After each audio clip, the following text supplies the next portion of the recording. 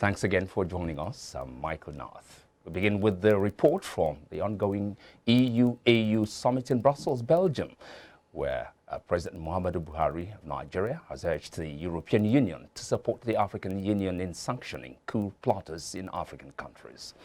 President Buhari sought stronger support from the European Union in the condemnation and imposition of weighty sanctions on countries that engage in unconstitutional change of governments.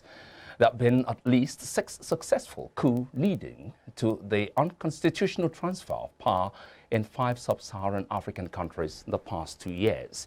The 6th European Union-African Union summit kicked off on Thursday in Brussels with the aim of strengthening and recalibrating the economic and strategic partnership between European and African countries.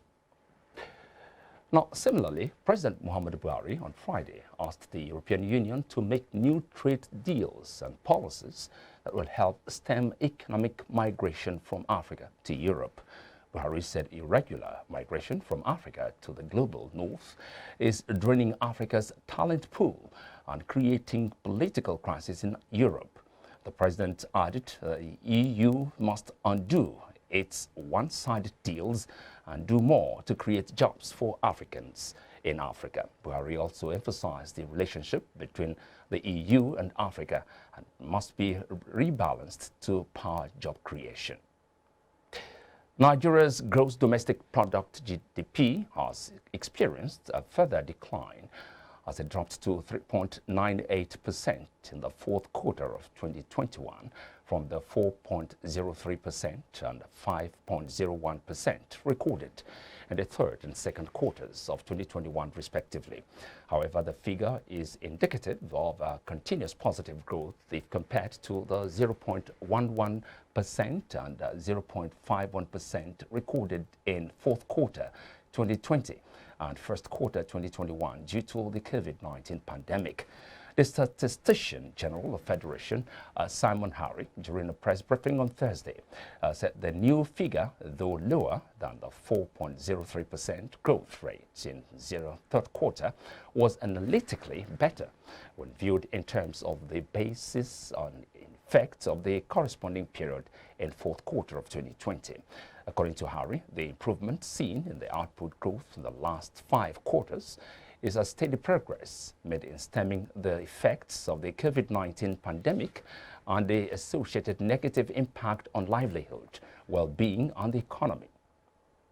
Meanwhile, Nigeria's manufacturing sector recorded a real GDP growth of 2.28% year-on-year in fourth quarter, an improvement from the corresponding quarter of 2020, but lower than the preceding quarter of third quarter 2021 by 3.080% and 2.01% respectively.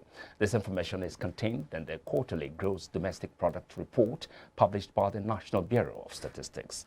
The national GDP growth for the sector, however, was recorded at 25.52%, reflecting a growth of 0.92% from fourth quarter 2020 and a decline of 7.21% quarter-on-quarter. In addition, real contribution to GDP in the 2021 fourth quarter was 8.46%, a decrease compared to 8.96% recorded in the third quarter of 2020 and lower than the 8.60% recorded in the fourth quarter of 2020. Now, an expert has highlighted fund accessibility and building a business structure as some of the key requirements for entrepreneurs to grow and develop their businesses in Nigeria. Training manager Nick Topol Chizoba Akunye said this on the backdrop of Nigeria's emergence as a forerunner in the African startup space. She spoke earlier on iBrandTV's Business Breakfast show. Basically, the first thing is funding. Funding is very important. Getting your structures in place is very important. That's a business plan. Yeah, your business plan. It's also very important. And then, you know, most service companies, though they are little, the company owners are also, you know, they share a common purse with the company. And yes, as much as we scream about that, you find out that but they don't have a budget. They don't understand pricing system. They don't understand all these things. So these are things that they need to be able to understand if they want to try. Do you need training for that? Yes, you need training to understand pricing, because when you look at pricing, what most people tell you is their profit is not really the profit. Even if you're a service company, I know you're not manufacturing any goods. You don't have any products that you're selling, but you have a service that you're giving. Most of these people that start up service companies, it's things that they are naturally inclined to doing. So they feel that people will really want to pay for those services. But trust me, there are a lot of people that need those things that they have, that don't have those opportunities. But if they see someone who can render it to them, they are ready to pay a premium for that. Now, the federal government has announced the signing of a 9.3 million euros agreement for the interconnected mini-grid acceleration scheme to be granted to local solar mini-grid developers. This was disclosed in a statement by Godi Jediawa, Minister of State of Power in Abuja on Thursday. The minister said the agreements would ensure the development of 2S3 mini-grids in 11 states of the Federation. Jediawa said that the interconnected mini-grid acceleration scheme is expected to boost Nigeria's power supply by 5.4 kilowatts, which is expected to power 27,600 households. He said that the development was geared towards achieving the country's vision of generating at least 30,000 megawatts of electricity by 2030. The Nigerian Association of Road Transport Owners, NATO, and the Petroleum Tanker Drivers, a PTD branch of the National Union of Petroleum and Natural Gas Workers, Nnpc, have suspended their planned strike. The suspension of the industrial action follows the intervention of the Nigeria National Petroleum Company Nnpc Limited, as all parties involved have pledged a collaboration on ensuring the nationwide availability of petroleum products. This was made known in a communique issued after a critical stakeholders engagement between the Nnpc Limited, the Nigerian Mainstream and Downstream Petroleum Regulatory Authority, PTD, NATO, and Nnpc on Thursday in Abuja. Our airline operators of Nigeria has responded to the National Assembly's comments over the increasing trend of flight delays and cancellations in Nigeria.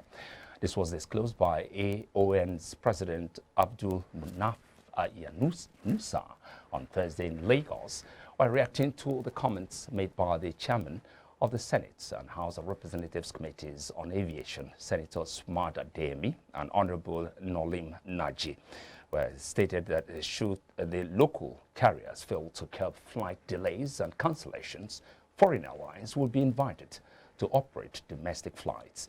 In his reaction, Yunusa said the comments made by the legislators only served to aggravate sentiments and send out the wrong message to the general public. The Nigerian Airspace Management Agency said it would improve safety in the Nigerian aviation industry with installation of extended very high omnidirectional radio range systems in several of its stations across the country. With the installation of the equipment, NAMA said that blind spots in the country's airspace would be a thing of the past, while safety and security on the air and on ground would further be enhanced. The acting managing director, NAMA, Loris Pokjok, disclosed this recently at the Murtala Muhammed Airport, MMA, Lagos, during the oversight visit of the Joint National Assembly Committee on Aviation. According to Pwajok, the equipment, which is to boost air-to-ground communication, has already been installed in some northern states of the country, including Abuja and Kano, while that of the Lagos Center will be installed in the next week. Now, the Nigerian Shippers Council on Thursday in Lagos said non-state actors, especially social miscreants, otherwise known as touts, will be removed from the port roads at Apapa and Tinkan. The Executive Secretary CEO of NSC, Emmanuel Jime, said this will achieve, and in addition, the council would collaborate with the Nigerian Ports Authority, NPA, and the Lagos State Task Force team.